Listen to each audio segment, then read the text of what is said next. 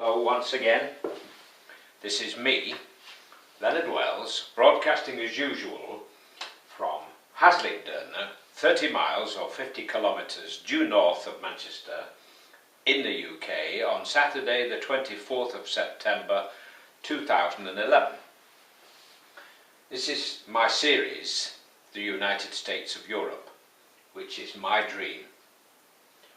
And we're going through the 27 countries which currently comprise the EU, and then we'll look at countries I would like to see join as soon as possible.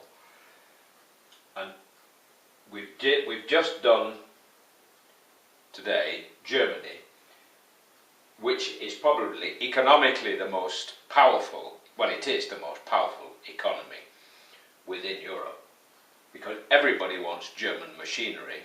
Their cars are brilliant. So people buy all their exports. It's as simple as that. Now we're going to go down to the opposite extreme, to a country which at the moment is on everybody's lips as causing problems within the Eurozone. And that country is Greece. Like Germany, what can you say of Greece? What a history. Around hundreds of years before Christ, Greece was in the ascendancy, long before Rome. Alexander the Great conquered enormous Egypt, conquered all the way as far as India, defeated the Persians. They were incredible fighters. Greece, situated where it is right at the centre of things in that part of the Mediterranean. Greece includes 1,400 islands, by the way. Can you imagine that? 1,400 islands. And those islands include Crete. That's all Greece. Nothing like the 13,000 islands in Indonesia, but nevertheless a considerable number, 1,400. And it's a country not quite half the size of the UK, but only 11 million population, whereas the UK has 62 million. So by comparison, Greece is very lightly populated. Athens itself has something like, excuse me looking at my notes, 3 million population. And going back in history, I think I mentioned that in the 14th century, Athens was occupied by the Turks. So Greece and Turkey, if you look how close they are to each other, have always had this confrontational approach towards each other, and particularly in the case of Cyprus, where the southern half is Greek Cypriot and the northern half is Turkish Cypriot. Anyway,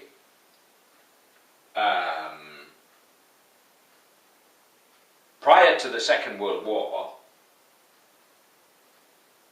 Mussolini was the dictator in Italy and Hitler in Germany. So there was two fascist states there. And then, of course, along came General Franco in Spain. So fascism was quite popular, as was communism to the east. Mussolini had ambitions. He thought his armies were invincible. And he attacked Greece from Albania, which at that time was occupied by the Italians. He was defeated by the Greeks, and Hitler had to step in and defeated the Greek armies and occupied Greece for a number of years. Eventually, with the aid of the British in 1944, the Germans were thrown out. For quite some time after the Second World War, Greece had a monarchy. Eventually they decided, as late as the 70s, to get rid of the monarchy, and it's now a republic. Now, the problem is, Greece and quite a number of other countries are in the Eurozone. And we have a strong economy here, with the German economy and France. And around the Mediterranean tends to be the weaker economies. And when there were certain economic requirements, when these countries were permitted to adopt the euro, and people are saying that they fiddled the books a bit, the Greeks. Well, it seems that the people in and around the Mediterranean don't like paying taxes, particularly in Italy apparently.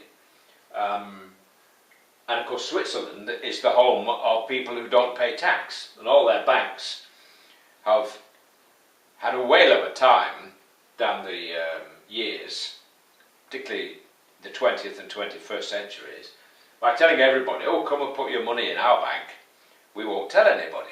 So of course everybody has done. And apparently every weekend, carloads of Italian businessmen with suitcases full of cash would cross the border into Switzerland. It got so bad that the Swiss had to introduce negative interest accounts. So if you put £1,000 in a bank, or €1,000 in a bank in Switzerland, they charge you interest on it, rather than give you interest. Anyway, what I'm coming to is that the problems with the euro arise from the fact that the way the economies work, the individual governments in the eurozone issue their own bonds. Now, German bonds are fine because it's a nice, big, strong currency, but Greek bonds are not so good.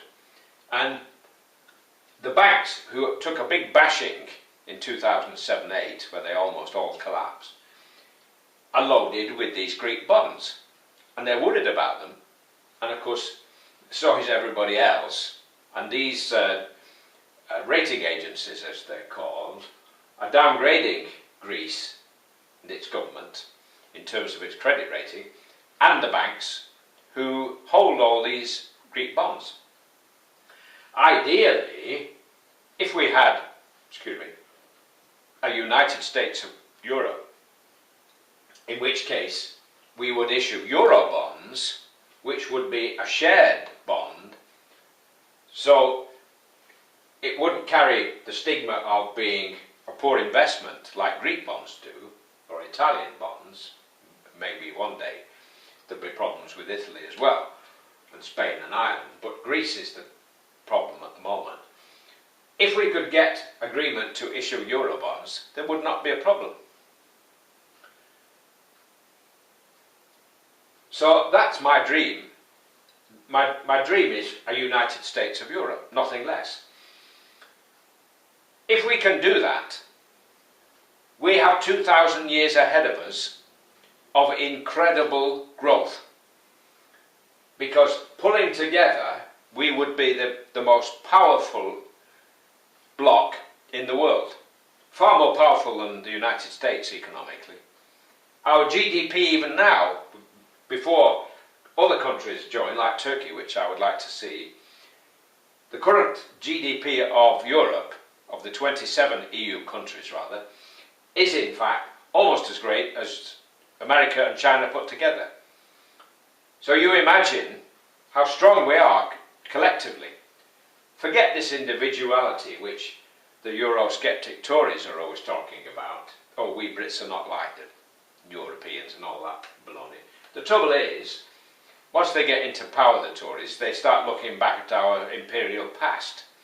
And they can't wait to play toy soldiers, you know, galloping around the world, like bombing Libya and Afghanistan and the Falklands. We've got thousands of troops in Germany, 3,500 in Cyprus. What on earth for, I don't know. No wonder we're having to cut things. Let's bring our boys and girls home. We're not at war with Germany. What we're doing with thousands of troops there? Can't explain it, can they? So, that's the situation at the moment. Greece is a problem, but as I listen to the media, there are as many economic views as there are people in the human race, it seems. Because one will say one thing and one will say another. I heard an economist lady speaking earlier today on the BBC, and she said, Greece is not the problem, it's the banking system that's got the problem. And this may well be the case. And maybe some of these banks should be allowed to go to the wall because they're playing Russian roulette with other people's money. I mean, recently, a trader at the UBS Bank, the United Bank of Switzerland, lost them $2 billion.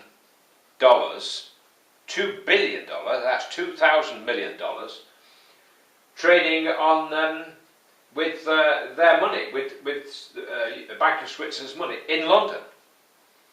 How on earth he could do that, they've yet to find out. But of course he's in clink at the moment, and he'll probably get 4 or 5 years. So that's Greece. Next, we look at Hungary. Greece is in the euro, but Hungary's not. It will probably be tomorrow now when I do a look at Hungary. But I hope I've given you a little bit of an inkling about Greece. Wonderful country. I long to go there. Absolutely long to go there. It's a bit hot in summer for me, so I would probably go in winter. There you have it. God bless, while it's still legal in the UK to say God bless. Take care. Bye for now.